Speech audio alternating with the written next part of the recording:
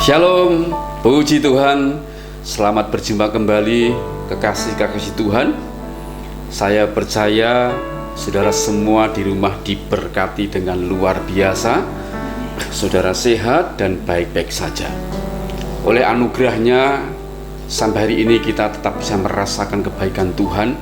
Dan saat ini sebelum kita menerima tubuh dan darah Tuhan, kita akan mendengarkan sebagian firman Tuhan. Saudara, dalam hidup ini kadang kita memiliki sebuah pengalaman-pengalaman yang kadang susah untuk mengerti dan memahami. Apakah ini kehendak Tuhan? Apakah ini bukan kehendak Tuhan? Apakah ini tujuan Tuhan? Apakah ini bukan tujuan Tuhan? Sebagai orang percaya, kita semua mengalami hal seperti itu, saudara. Karena itu, betapa pentingnya kita selalu membutuhkan kehadiran Roh Kudus dalam hidup kita ini untuk memberikan pengertian ya, lewat kebenaran firman Tuhan, sehingga itu diterjemahkan melalui manusia batin kita ya, memakai hati nurani, memberitahu kita yang kadang waktu kita sedang tidur tiba-tiba kita memahami sesuatu yang sebelumnya kita tidak paham, atau ketika kita sedang berdiam diri, atau bahkan ketika kita sedang makan pun tiba-tiba Roh Kudus bisa memberikan sebuah pencerahan ya. Karena itu pada saat ini saya mengajak saudara untuk memahami satu bagian kebenaran ini, sehingga lewat anugerahnya hidup kita belajar untuk bisa memahami segala sesuatu yang Tuhan izinkan terjadi dalam hidup kita. Nah, tema kita pada saat ini adalah tahat ya. Tema kita pada saat ini adalah tahat. Ini sebuah istilah bahasa Ibrani yang singkat dan saya tergerak untuk menyampaikannya. Nah, kita akan baca terlebih dahulu di dalam Bilangan pasal 33 ayat 26 yang berkata demikian. Mereka, ini bangsa Israel, mereka berangkat dari Makelot, lalu berkemah di Tahat. Saya ulangi, mereka berangkat dari Makelot, lalu berkemah di Tahat. Nah, saudara, untuk mengerti ini saya akan baca pasal 33 ayat 1-2 ini ya, agar saudara mengerti salah satu arti dari kata tahat ini. Bilangan pasal 33 1-2, inilah tempat-tempat persinggahan orang Israel setelah mereka keluar dari tanah Mesir, pasukan demi pasukan di bawah pimpinan Musa dan Harun. Musa menuliskan perjalanan mereka dari tempat persinggahan ke tempat persinggahan sesuai dengan titah Tuhan. Dan inilah tempat-tempat persinggahan mereka dalam perjalanan mereka. Ya. Nah, kalau kita baca ayat 3 dan seterusnya sampai ayat yang ke-49, kita akan mendapati bahwa ketika bangsa Israel oleh Tuhan dibawa atau dikeluarkan dari Mesir ya, ternyata Tuhan tidak membawa bangsa Israel menempuh jalan yang singkat,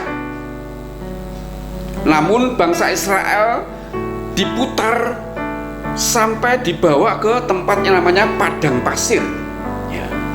Dari situlah, dari tempat satu ke tempat lainnya, dari daerah satu ke daerah lainnya menuju tanah Kanaan. Dan pasal 33 ini menunjukkan tentang tempat-tempat persinggahan. Dikatakan ditulis oleh Musa sesuai dengan titah Tuhan. Artinya bahwa tempat-tempat yang disinggahi oleh bangsa Israel ketika keluar dari Mesir ini, itu adalah hasil dari pimpinan Tuhan. Maka dikatakan sesuai dengan titah Tuhan. Maka kita bisa simpulkan bahwa Tuhan selalu punya tujuan dan kehendak. Setiap kali bangsa Israel ya digiring ya, diarahkan melewati daerah-daerah yang ada di pasal 33 ini. Mengapa, saudara? Karena di setiap daerah atau wilayah atau tempat yang dilewati di singgah ini selalu ada simbol, ada makna, ada arti, dan ada perenungan yang Tuhan sengaja untuk dirasakan dan dialami bangsa Israel.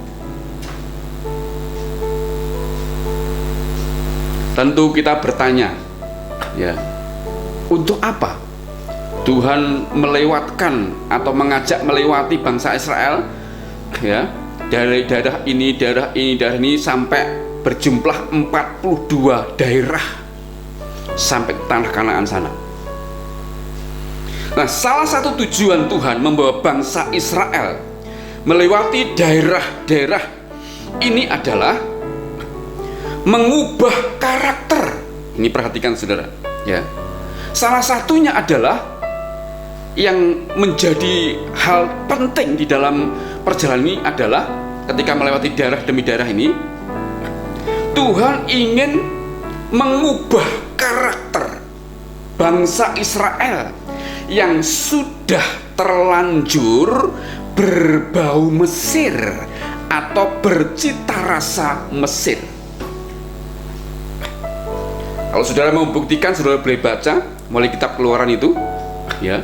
Coba lihat, saudara, ya. Setiap kali menghadapi masalah di tempat ini, tempat ini, tempat ini, selalu, saudara, ya, bangsa Israel menoleh ke Mesir, selalu bersungut-sungut, apakah di Mesir tidak ada kuburan kami dibawa ke tempat seperti ini? Apakah di Mesir tidak ada makanan kami dibawa ke tempat seperti ini? Mereka selalu nolehnya ke Mesir. Itu menunjukkan bahwa karakter mereka sudah sangat berbau dengan aroma karakter Mesir. Cita rasanya adalah cita rasa Mesir, saudara. Nah, inilah kenapa Tuhan membawa bangsa Israel melewati daerah demi daerah dengan satu tujuan, mengubah karakter mereka. Nah, setiap daerah itu punya cerita, setiap daerah punya maksud, setiap daerah punya tujuan, saudara. Nah, salah satunya adalah yang kita baca ayat 26 tadi, bangsa Israel, ya, sampai di daerah namanya Tahat. Mari kita pelajari, saudara, apa tujuan bangsa Israel dibawa oleh Tuhan menuju daerah atau melewati daerah Tahat ini. Dalam bahasa Ibrani, kata Tahat itu artinya turun ke bawah. Jadi Tahat sendiri dalam bahasa Ibrani adalah artinya turun ke bawah atau tempat terendah. Turun ke bawah atau tempat terendah, ya. Dan Tahat adalah tempat di mana Allah memimpin umat Israel ke tengah-tengah padang pasir yang lebih rendah, ya. Jadi artinya begini, Tuhan itu memimpin bangsa Israel melewati padang pasir yang lebih rendah, ya, atau sangat rendah dibandingkan dengan padang pasir yang lainnya, ya.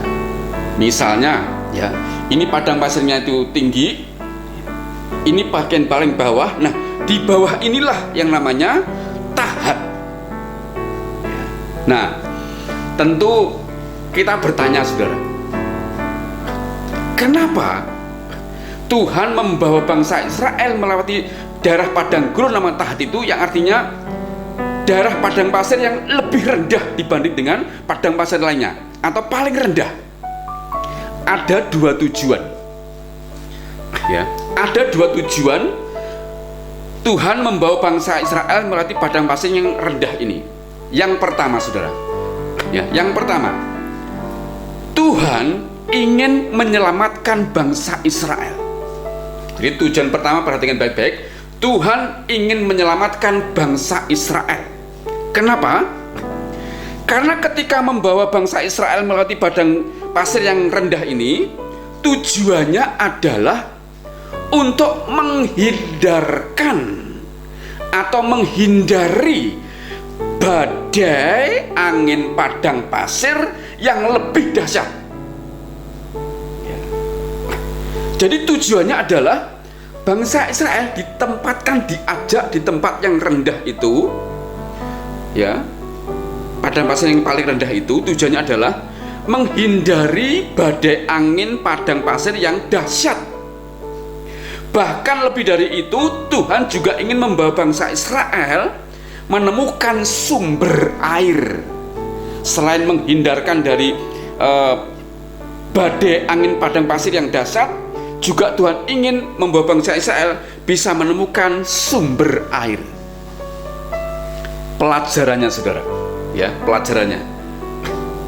Terkadang Tuhan izinkan kita melewati tempat yang rendah. Terkadang Tuhan izinkan kita melewati daerah yang rendah. Agar lewat tempat yang rendah itu, tangan Tuhan terlihat menolong dan menyelamatkan kita, bahwa ternyata Tuhan juga sedang menggiring kita untuk menemukan sumber air atau berkat yang baru. Nah, perkara ini tidak mudah dipahami, karena ketika ada di lembah yang paling rendah di antara yang lainnya, yang paling rendah, ya, kebanyakan orang itu bersungut-sungut seperti bangsa Israel. Tidak mampu memahami maksud dari Tuhan.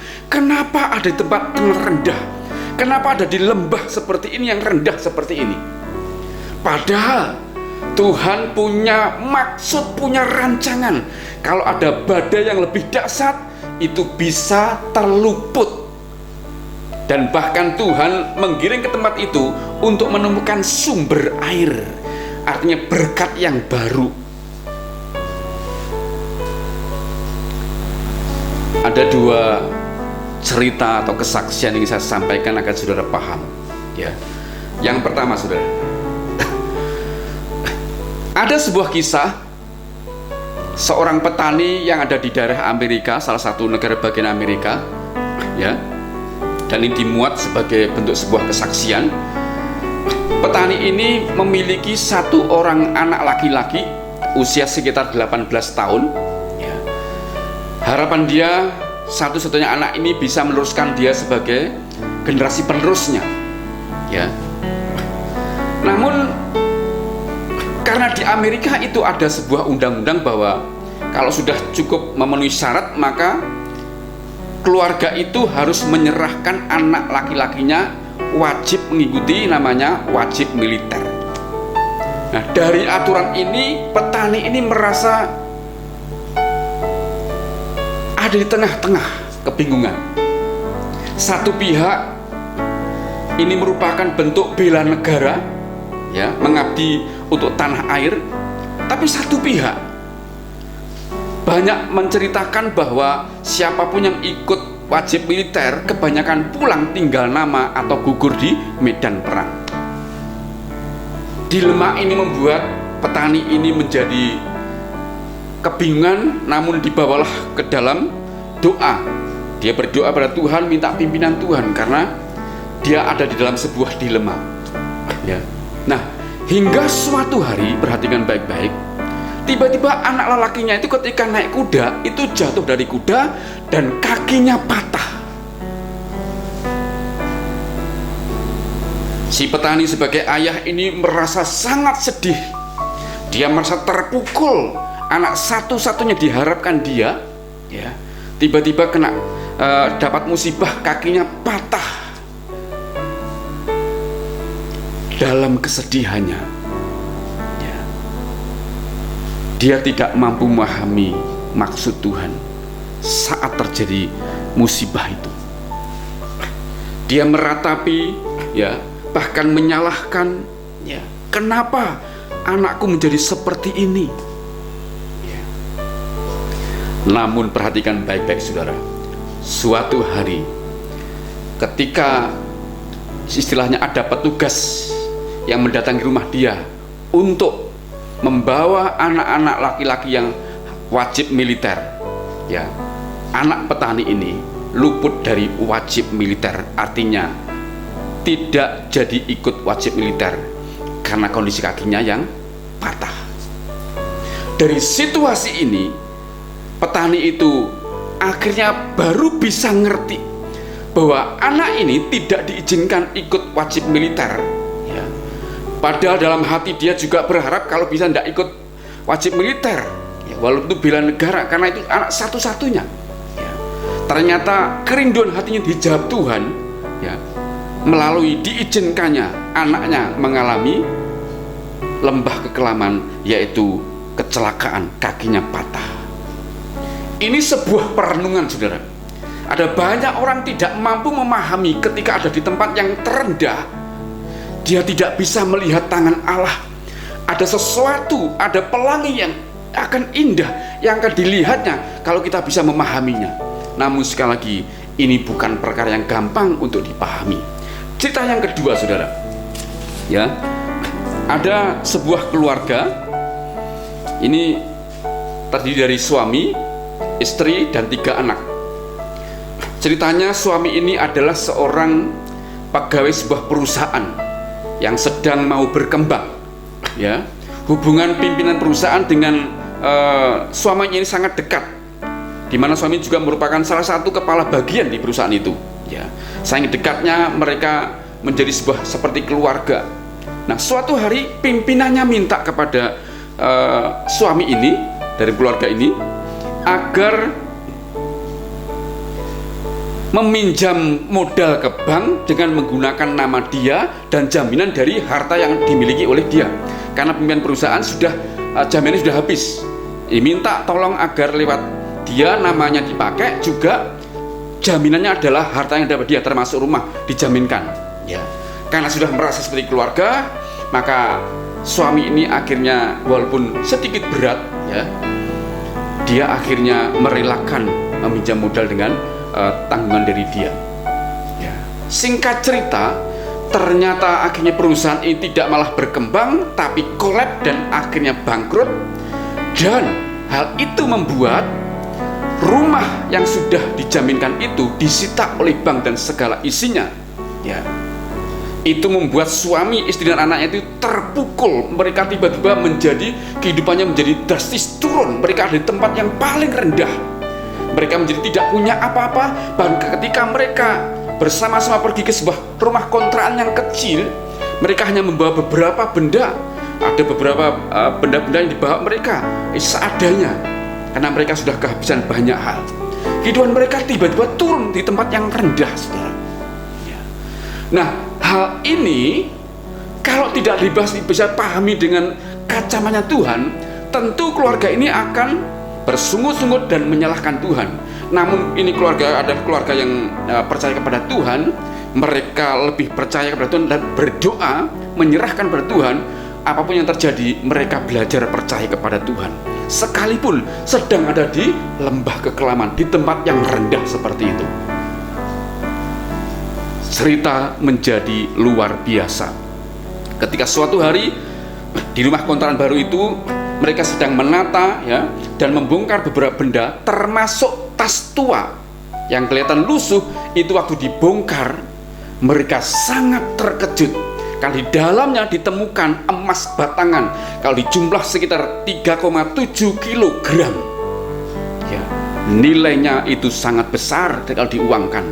Dan juga ada berupa surat wasiat, ya, dari mamah suami ini, di mana ini tidak terdeteksi karena ketika itu mamahnya meninggal, ya, mau menyampaikan sesuatu kepada anaknya tapi tidak keburu-keburu meninggal, sehingga benda ini dan surat wasiat ini tidak terdeteksi.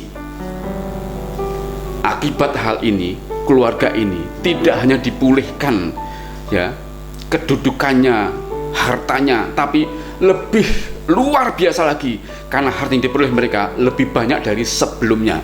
Nah, seandainya mereka itu tidak mengalami perendahan itu, kemungkinan besar mereka tidak akan pernah membuka tas tua peninggalan dari mamahnya itu. Nah, ini sebuah cerita yang dialami oleh orang-orang percaya yang belajar untuk bisa menapaki hidup sekalipun ada di tempat yang rendah, saudara. Nah, saudara kasih dalam Tuhan, pesannya adalah fokuslah pada kuasa dan kemampuan Tuhan. Jika kita ada di dalam sebuah persoalan, kita ada di tempat yang rendah, ya, diizinkan di tempat yang rendah, fokuslah pada kuasa dan kemampuan Tuhan, dan jangan fokus pada besarnya persoalan yang kita hadapi, sebab Tuhan kita lebih besar daripada persoalan yang sedang kita hadapi. Yesus terlebih besar, Yesus terlebih besar di dalamku, di dalamku. Ingat lagu ini, saudara?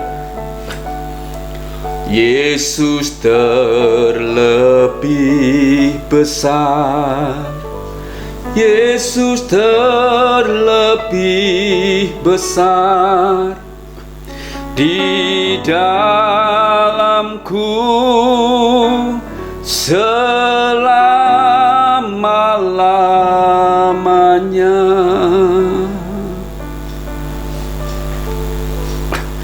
Pujian ini seperti menyadarkan kita, saudara, seringkali sebagai umat Tuhan, Tuhan menjadi kecil oleh karena besarnya persoalan kita. Itu karena fokus kita tidak kepada pribadi Tuhan, tapi kepada persoalan. Padahal kalau kita ini sadar, ya, otak pikiran kita sering dicuci dengan firman Tuhan, harusnya kita sadar bahwa pribadi Yesus itu lebih besar dari segala yang ada di dunia ini. Kenapa? Dia adalah Tuhan, dia adalah Sang Pencipta, dia adalah Sang Penguasa hidup ini. Kalau fokus kita kepada Sang Pencipta, Yesus Kristus, persoalan sebesar apapun menjadi kecil. Nah, disinilah kesalahan orang-orang percaya. Seringkali ketika ada di tempat yang terendah atau tempat yang rendah, ada dalam lembah kekelaman, mata batinnya dan mata jasmaninya lebih banyak tersedot memperhatikan yang kelihatan, memperhatikan persoalan, sehingga Tuhan tidak lagi menjadi besar, sehingga imannya tidak tertuju kepada Tuhan Yesus Kristus. Ada beberapa perkataan, ya, saudara, catat betul-betul. Banyak orang mau menolong kita. Ini perhatikan, saudara, ya. Banyak orang mau menolong kita, tetapi tidak mampu. Ya, jadi kalau kita hitung sekitar kita ini, banyak orang mau menolong kita, tapi tidak mampu. Ya. Yang kedua, banyak orang mau menolong kita, banyak orang mampu.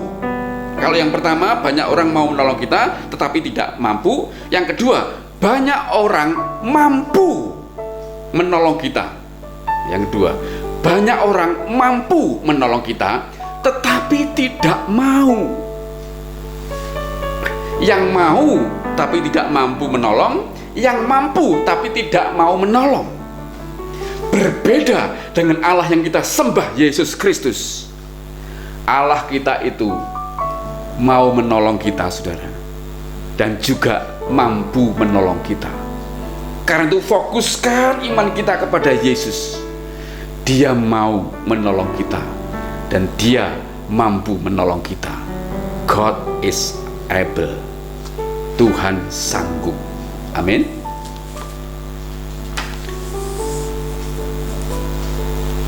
Pertanyaannya, saudara, pertanyaannya, apakah saat ini saudara-saudara yang ada di rumah, kekasih-kasih Tuhan, sedang berada di tempat yang rendah? Saya belajar mengaplikasikan kepada hidup saya dan saudara sendiri. Ya, pertanyaannya, apakah saat ini saya dan saudara yang ada di rumah, kekasih-kasih Tuhan, ya, saat ini apakah sedang ada di tempat yang rendah? Mungkin saudara sedang direndahkan oleh suami. Ada banyak cerita, sekalipun Kristen, ada suami-suami yang belum bertobat, ya, yang seringkali menjadikan istri hidup dalam lembah kekelaman, sehingga istri terlunta-lunta, istri menderita, ya. Ada banyak cerita seperti ini, saudara. Atau sebaliknya, apakah ada di antara saudara, ya, sedang direndahkan oleh seorang istri, ya, atau saudara sedang berada di titik terendah di keuangan saudara? Pandemi yang luar biasa ini membuat keuangan saudara ada di titik rendah, ya, sehingga saudara saya berkata mungkin ini sedang bangkrut atau mau bangkrut, ya. Atau saudara sedang berada di titik yang terendah dalam usaha saudara, mungkin sedang benar-benar tidak ada harapan, ini titik terendah, tidak ada penjualan atau tidak laku, atau omset sangat turun begitu drastis, ya. Apakah semua itu ada, saudara? Kalau ada, walaupun alasan kita karena pandemi ini, kalau Tuhan izinkan itu kita alami, barangkali Tuhan izinkan kita sedang ada di lembah Tahat ini, di padang gurun yang paling rendah. Dan jika saudara memahami ini, maka mata batin saudara harus diarahkan pada rancangan Tuhan, di mana rancangan Tuhan, ya, tidak pernah mendatangkan yang namanya kecelakaan. Persoalan diizinkan, iya, karena dosa. Semua persoalan menjadi timbul dan begitu banyak persoalan, ya. Namun saudara, jika kita ada di lembah kekelaman seperti itu, ya, sabarlah. Sekali lagi, sabarlah. Kenapa? Tuhan tidak ingin membunuh kita. Ini perhatikan baik-baik, saudara. Sadarlah, Tuhan tidak ingin membunuh kita, tetapi Tuhan pasti menolong kita semuanya, menyelamatkan hidup kita, ya. Bahkan Tuhan sedang menggiring kita untuk menemukan berkat yang baru.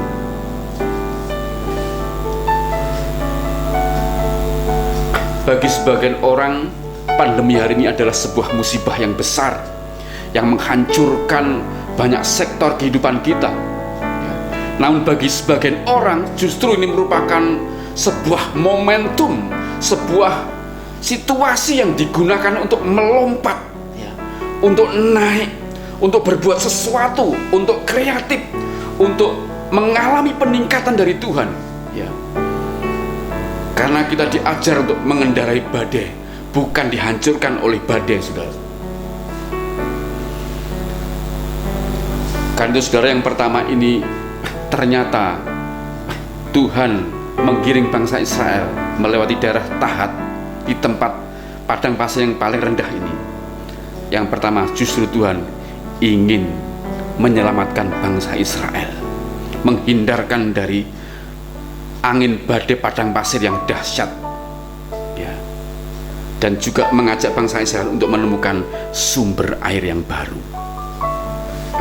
Mari tangkaplah pesan ini, saudara, sehingga persoalan apapun yang sebesar saudara alami, ya, sudah ada di tempat yang rendah, saudara tidak menjadi seperti bangsa Israel yang hanya bisa bersungut-sungut dan menyalahkan pemimpin, menyalahkan Tuhan.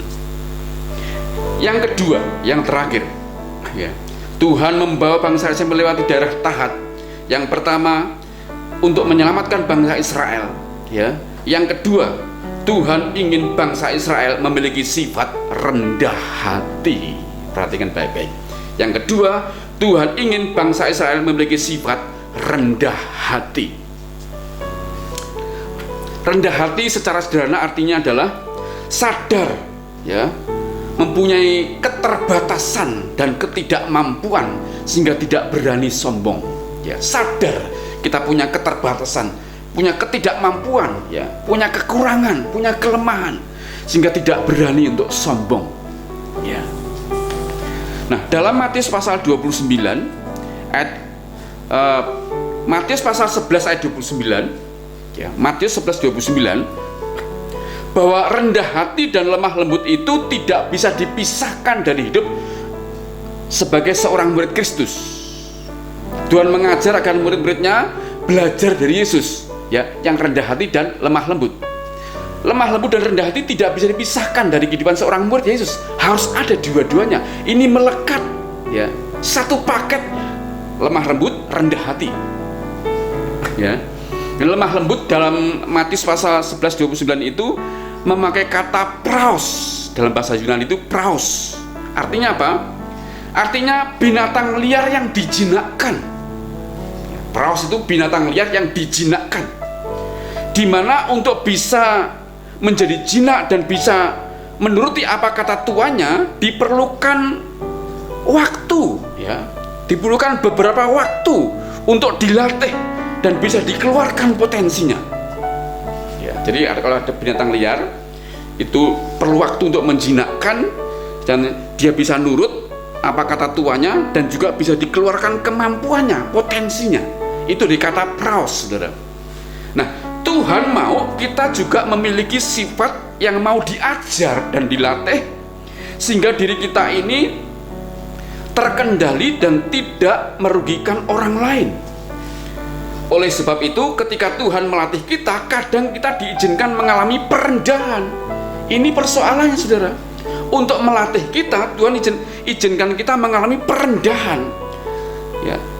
Karena siapa yang mau merendahkan hati di hadapan Tuhan, ya, kepadanya lah Tuhan akan memberkati. Maka dalam Amsal pasal 22:4 berkata gini, ya, ganjaran kerendahan hati dan takut akan Allah adalah kekayaan, kehormatan, dan kehidupan. Ganjaran kerendahan hati dan takut akan Tuhan adalah kekayaan, kehormatan, dan kehidupan. Ketika Tuhan Yesus berkata, belajarlah padaku karena aku ini lemah lembut dan rendah hati, ya, Matius 11:29 itu Yesus sudah mengalami yang namanya perendahan lebih dahulu. Dia sudah mengalami itu, ya. Makanya ditulis oleh Tuhan melalui Rasul Paulus di dalam Filipi pasal 2:6-8, ya, yang intinya adalah Yesus yang adalah Tuhan, tempatnya ada di surga, itu merendahkan hati, ya, merendahkan diri, mengosongkan semua yang dimiliki di surga, ya, kedudukannya, ya, jubahnya, kekuatannya, kekuasaannya, kealahannya dikosongkan. Dia turun ke dunia ini menjadi sama seperti ciptaannya, yaitu manusia, dan itu kondisinya benar-benar hina. Dari sang pencipta menjadi yang diciptakan, ya, yaitu manusia. Itu sesungguhnya perendahan yang paling rendah, ya. Itu perendahan. Bahkan dikatakan sebagai manusia, ya, hamba sebagai manusia, ya, Yesus itu taat sampai mati di kayu salib, ya. Sudah merendahkan diri sebagai manusia, ya, sebagai hamba, namun dia masih mau merendahkan lagi, mati di kayu salib demi manusia juga. Itu perendahan yang paling rendah. Maka kata mengosongkan diri itu artinya kehilangan reputasi kealahannya, kehilangan reputasi kealahannya, menjadi ciptaan biasa, yaitu manusia. Itu perendahan yang paling rendah. Tapi justru itulah Filipi pasal 2 itu, ya, ayat 10-11 dikatakan, oleh karena itulah Tuhan ditinggikan nama di atas segala nama. Maka pelajarannya, saudara, jika Tuhan izinkan kita berada di padang pasir yang rendah, atau Tuhan izinkan kita berada di tempat yang rendah, alami perendahan, maka sebenarnya Tuhan sedang melatih kita semuanya, menjinakkan sifat liar kita. Kalau konteksnya ini adalah menjinakkan sifat Mesir, bangsa Israel yang masih suka sombong, angkuh, sering memberontak, ya, sampai di hadapan Tuhan, ya, didapati kita ini nurut, manut, dan akhirnya kita menjadi pribadi yang rendah hati. Nah, ini tidak mudah, saudara-saudara yang kasih dalam Tuhan. Ini tidak mudah. Ini perkara yang tidak mudah. Namun inilah jalan untuk menuju kepada kerendahan hati. Seperti Yesus direndahkan seperti itu, ya, untuk ditinggikan. Siapa yang sedang dilatih Tuhan, relakan. Karena kalau kita ada di tempat rendah dengan maksud dan tujuan Tuhan, maka sesungguhnya kita sedang dilatih untuk melepaskan segala karakter-karakter Mesir kita. Angkuh, sombong, memberontak, ya, tidak bisa nurut, yang iri hati, dengki, pemarah, dan sebagainya itu. Tuhan lepaskan itu semuanya. Tuhan latih kita, ya, sehingga kita bisa dijinakkan di hadapan Tuhan, sehingga kita menjadi pribadi-pribadi yang akhirnya rendah hati di hadapan Tuhan.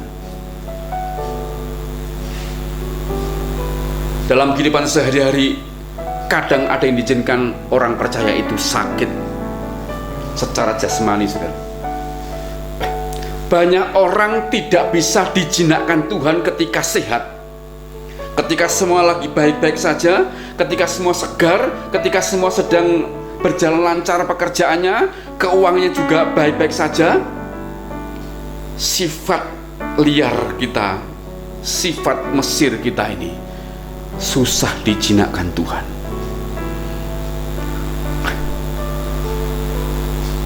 Tapi ketika diizinkan kita mengalami sakit secara jasmani, tubuh kita mengalami sakit, ya, sakit itu akhirnya membuat kita tidak berdaya.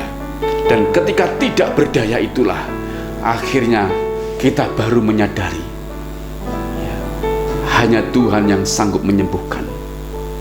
Kalau dokter tidak ada dalam pengurapan, kalau obat tidak dalam pengurapan, maka Sang Pencipta, ya, yang tidak mengurapi itu, kita sebagai orang yang sakit tidak bisa sembuh.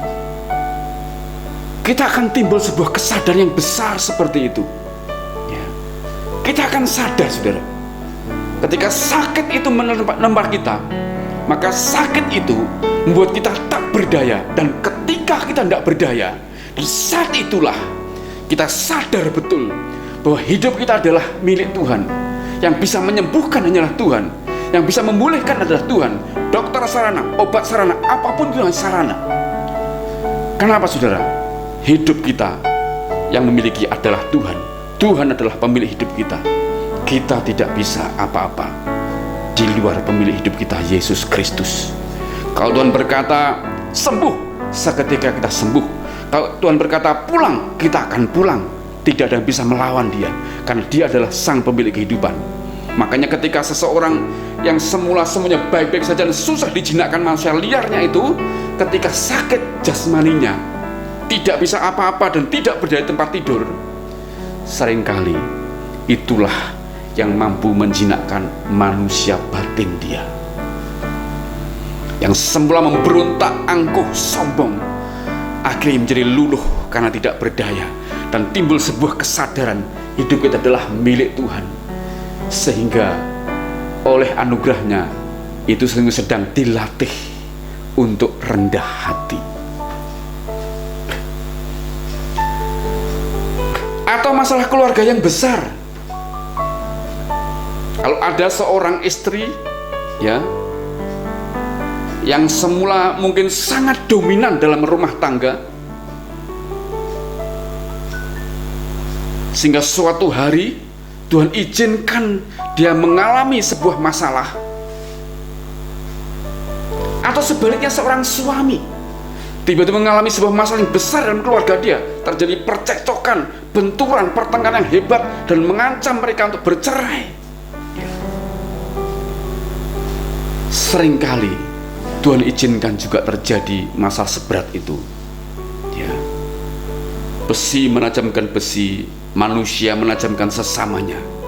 Tuhan pakai untuk menjinakkan sifat-sifat liar, sifat-sifat Mesir dari suami atau istri itu, agar mereka belajar namanya rendah hati. Ketika persoalan yang tidak bisa kunjung selesai, ya, rumah tangga terancam perceraian, Tidak ada jalan keluar. Seorang hamba Tuhan sudah tidak bisa memberikan nasihat lagi. Firman Tuhan sudah berikan seperti tidak mempan apa-apa. Ya. Dalam keterpurukan, di dalam kelemahan, di dalam kesendirian, di dalam tidak ada jalan keluar atau jalan buntu seperti itu, biasanya mereka akan merasakan bahwa hanya Tuhanlah yang sanggup menolong mereka dan memulihkan mereka. Persoalan dalam keluarga kadang diizinkan Tuhan juga untuk menjinakkan manusia kita yang liar, sifat Mesir kita yang liar. Atau juga situasi ini goncangan-goncangan ekonomi, saudara. Ya, hari ini angka perceraian di beberapa daerah meningkat dengan tajam.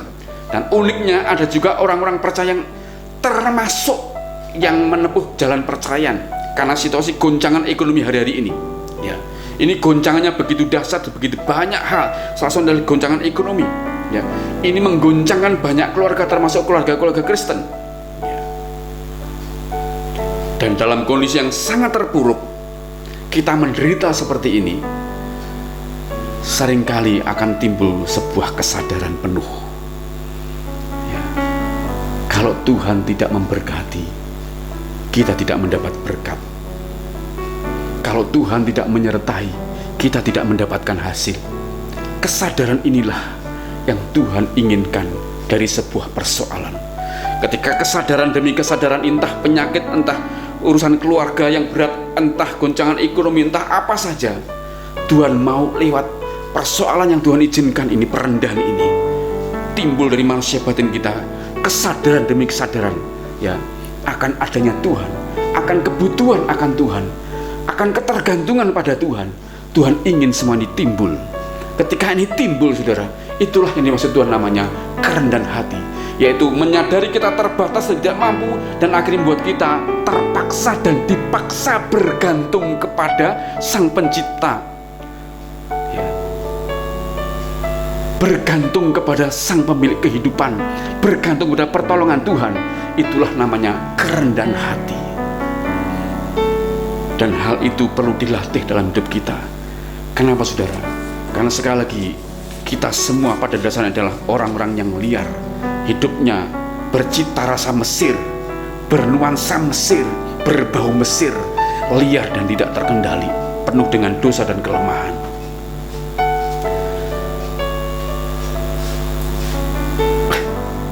Semua masalah seharusnya membuat kita menjadi rendah hati.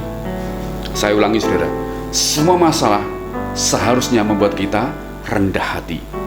Amsal 18 ayat 12 berkata, tinggi hati mendahului kehancuran, tetapi kerendahan hati mendahului kehormatan. Tinggi hati mendahului kehancuran, tapi kerendahan hati mendahului kehormatan. Ya.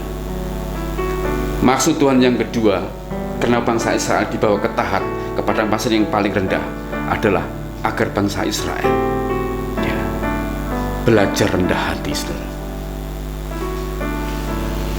Maka jika disimpulkan, saudara, ya, ketika Tuhan menggiring bangsa Israel melalui daerah demi daerah, dan salah satu daerah Tahat ini, ya, ternyata Tuhan punya proyek di daerah Tahat ini. Proyeknya ada dua, yaitu Tuhan mengizinkan bangsa Israel melewati padang pasir yang paling rendah karena sebenarnya satu, Tuhan ingin menyelamatkan bangsa Israel dari badai yang dahsyat, angin padang pasir yang dahsyat, dan untuk menemukan juga sumber air yang baru atau berkat yang baru. Yang kedua, Tuhan ingin agar bangsa Israel menjadi pribadi yang rendah hati, hidupnya bergantung penuh kepada Sang Pencipta Yesus Kristus saja, tidak ada yang lainnya.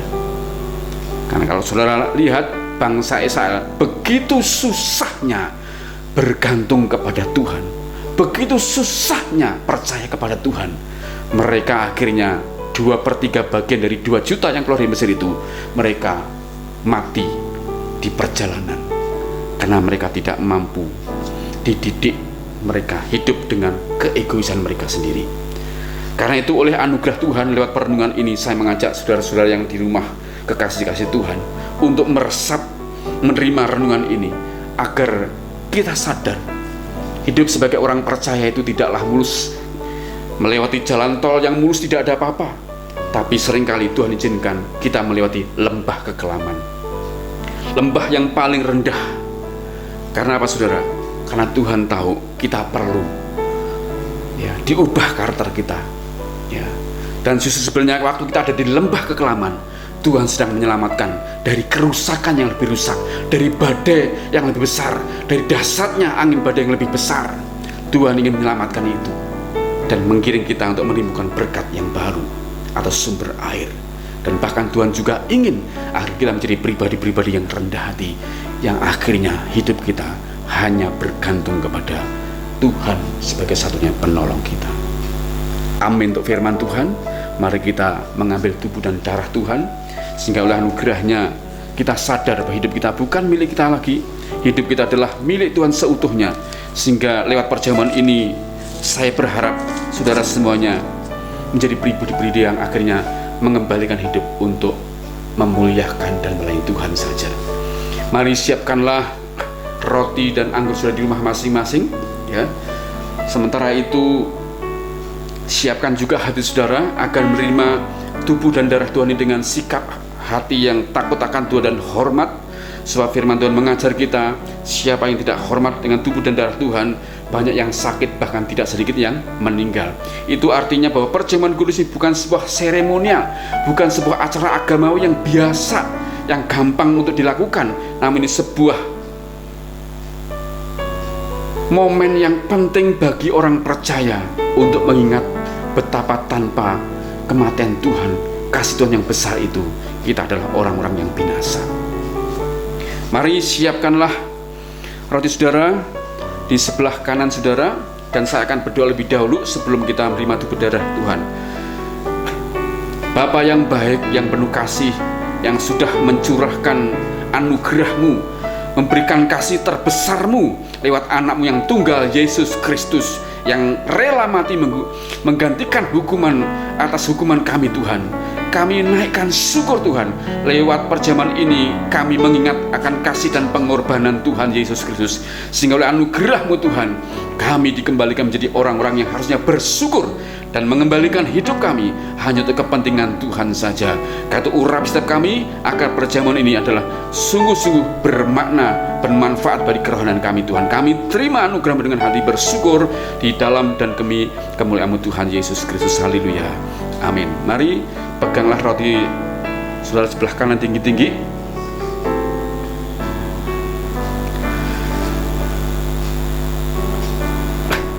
Inilah firman Tuhan.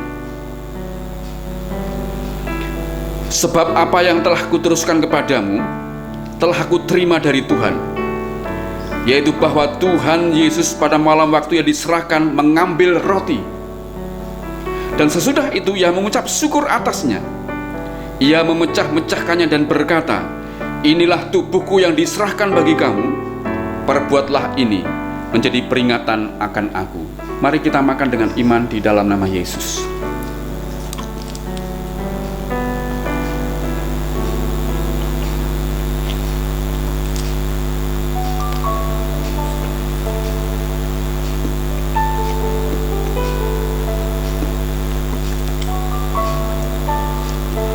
Mari siapkanlah anggur saudara sebelah kanan tinggi-tinggi.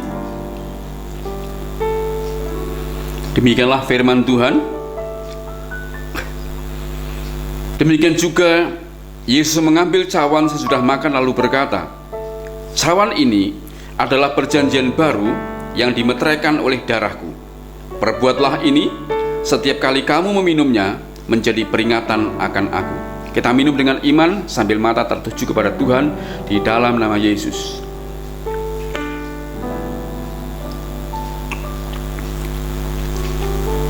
Mari kita bersyukur bersama-sama saudara. Arahkan hati saudara kepada Tuhan. Jika saudara punya pergumulan, saudara boleh angkat tangan di rumah masing-masing. Mari kita berdoa. Bapa,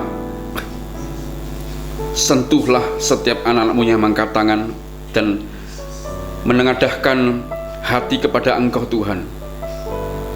Kami naikkan syukur, Engkau sudah mengajar kami untuk memahami yang seringkali kami tidak paham Tuhan, yaitu seringkali Tuhan izinkan kami ada di lembah kekelaman, bukan maksud untuk membunuh kami, untuk mencelakai kami, karena rancangan-Mu bukan rancangan kecelakaan, tapi damai sejahtera. Namun ketika Tuhan membawa kami ada di lembah kekelaman, sesungguhnya Engkau sedang punya proyek ilahi untuk kami Tuhan. Seperti bangsa Israel ketika melewati daerah Tahat ini, Engkau punya proyek. Engkau mengajar bangsa Israel agar mereka ketika ada di lembah yang paling rendah, sesungguhnya Tuhan ingin menyelamatkan mereka. Karena itu ajar kami Tuhan untuk memahami semua persoalan hidup kami, sebesar apapun memahami bahwa Engkau tidak pernah mencelakakan kami, Engkau tidak pernah ingin membunuh kami Tuhan. Sesungguhnya Engkau sedang menyelamatkan kami dari badai pada masa yang lebih dahsyat, dan membawa kami untuk menemukan air berkat yang baru. Bahkan Engkau juga sedang melatih kami untuk menjadi pribadi yang rendah hati, yang tujuannya adalah timbul sebuah kesadaran dalam hidup kami bahwa kami tanpa Tuhan tidak mampu berbuat apa-apa. Di luar Tuhan kami tidak sanggup. Sehingga kesadaran ini membawa kami akhirnya menjadi pribadi-pribadi yang hanya bergantung pada pertolongan dan pribadi-Mu saja, Yesus Kristus sebagai Tuhan dan Juru Selamat kami Tuhan. Karena Tuhan tolong meteraikan firman ini, urapi Tuhan, agar tidak menjadi berita, tapi menjadi kuasa dalam hidup kami Tuhan. Sehingga hidup kami terus dipandu oleh kebenaran ini Tuhan. Sehingga ketika kami ada dalam lembah kekelaman, kami tidak bersungut-sungut, kami tidak khawatir, kami tidak takut, kami tidak marah, kami tidak memberontak, tapi kami belajar bersyukur dan terus memohon anugerah kekuatan-Mu sampai lembah kekelaman itu selesai. Dan kami melihat pelangi kasih, kami melihat berkat Tuhan yang baru, kami melihat hidup kami diubahkan menjadi pribadi yang hanya bergantung kepada Yesus Kristus saja. Terima kasih Bapa. Terima kasih juga untuk perjamuan kudus ini yang bawa kami sadar hidup kami adalah milik Tuhan, harus dikembalikan menjadi kepentingan Tuhan. Bahkan kami berdoa buat anak-anak yang sakit di rumah, yang mungkin sedang tergeletak. Tuhan, oleh firman-Mu berkata dan oleh bilur-bilurnya kamu telah disembuhkan. Kami berdoa dalam nama Yesus, urapi anak-anak yang sakit Tuhan, jamah mereka Tuhan, beri kesembuhan pemulihan di dalam nama Yesus. Bagi anak-anak yang sedang bergumul tentang keuangan, tentang usaha mereka yang mungkin sedang ada lembah kekelaman, diberi kekuatan mereka Tuhan, sampai mereka menang dan dipulihkan lebih dahsyat lagi berkat mereka Tuhan. Bahkan yang ada dalam lembah kekelaman hubungan keluarga, ada banyak persoalan yang dihadapi mereka Tuhan. Mari Tuhan, campur tanganlah Tuhan, beri kekuatan, urapi mereka Tuhan dengan urapan yang baru dan segar, sehingga setiap persoalan itu Tuhan tidak membuat mereka jauh dari Tuhan, justru membuat mereka makin bersimpuh di hadapan Tuhan, makin bersujud di hadapan Tuhan, dan Tuhan berikan pertolongan sampai selesai Tuhan. Sehingga lewat pertolongan itu mereka akan berkata, Engkau adalah gembala yang baik yang tidak pernah meninggalkan hidup mereka Tuhan. Terima kasih Bapa, terima kasih. Kami mohon anugerah-Mu di masa pandemi ini. Jagai setiap kami dengan segala kasih karunia-Mu Tuhan, agar kami baik-baik saja dan sehat-sehat saja Tuhan, sehingga kami terus bisa mengerjakan bagian kami untuk rancangan-Mu dan kemuliaan-Mu Tuhan. Terima kasih. Kami terima berkat-Mu dengan hati bersyukur di dalam dan demi nama Yesus Kristus. Haleluya. Amin. Puji Tuhan, saudara, saya bersyukur saudara mengikuti ibadah online ini. Kiranya terus Tuhan berkarya dalam hidup saudara, dan kita akan bertemu minggu depan. Kiranya saudara terus diurapi menjadi pribadi-pribadi yang sehat dan baik-baik saja. Sampai ketemu, shalom dan Tuhan berkati.